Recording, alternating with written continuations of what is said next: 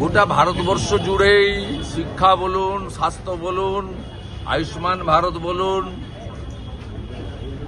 আমাদের গত কয়েক বছরে লক্ষ লক্ষ মেধার ভিত্তিতে কর্মসংস্থান বলুন, যুব সমাজকে স্কিল্ড ইন্ডিয়াতে পরিণত করা, দক্ষ যুবক হিসেবে পরিণত করা, সব জিনিসের মধ্যেই দেখবেন তার চিন্তা ভাবনা কার্যের ক্ষেত্রে স্বামীজির ভাবনাই প্রস্ফুটিত হয়, যেটা তিনি কার্যকর করছেন।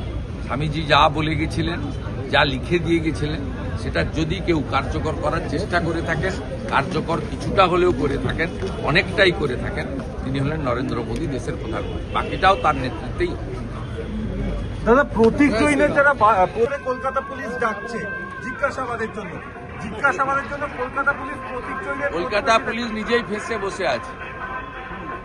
একটু আগেই আমি পেয়েছি ইডি সুপ্রিম কোর্টে কেস ফাইল করেছে পশ্চিমবঙ্গ সরকার এবং স্বরাষ্ট্র দপ্তর, পুলিশ দপ্তরের বিরুদ্ধে। মনোজ বার্মা, রাজীব কুমার ব্যাগটা গোছান।